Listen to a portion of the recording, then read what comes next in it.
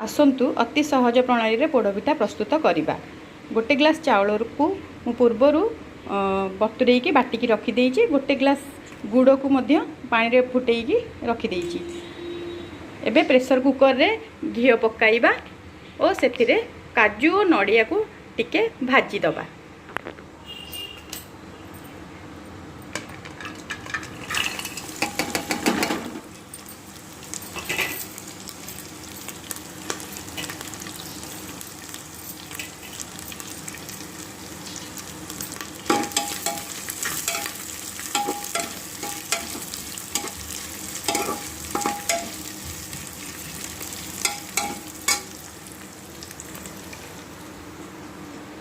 गुड़ सहित मिसईदबा।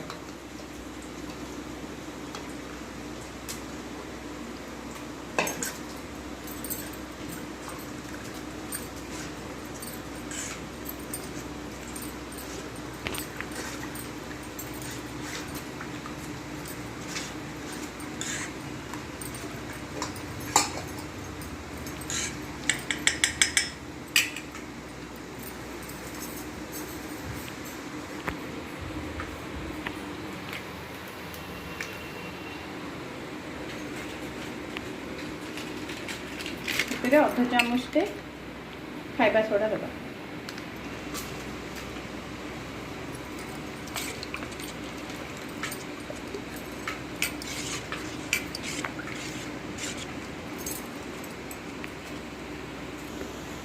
तेजपत्र भी टिके पकईदे। टिके लुण पकईदे स्वाद पाइका। गुजराती गुंड टिके देबे। गोलमरिच गुंड भी टिके नाकु दे देबे।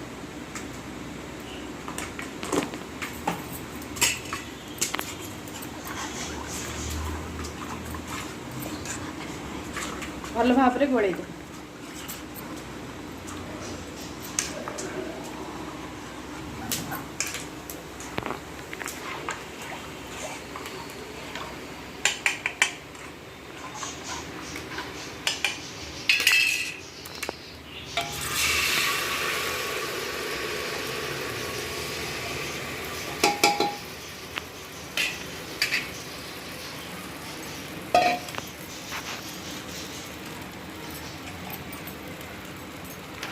लो फ्लेम रे 40 मिनट बसईदे।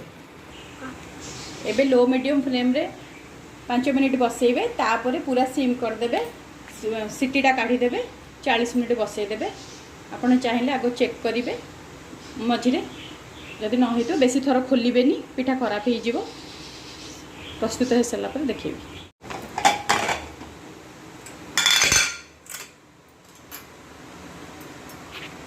एबे आमे छुरी मारिकी देखीदबा होइछि ना नहीं।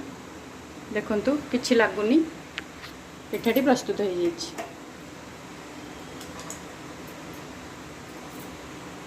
एबे हमर पोड़ पिठाटी देखंतु प्रस्तुत हो गला। देखंतु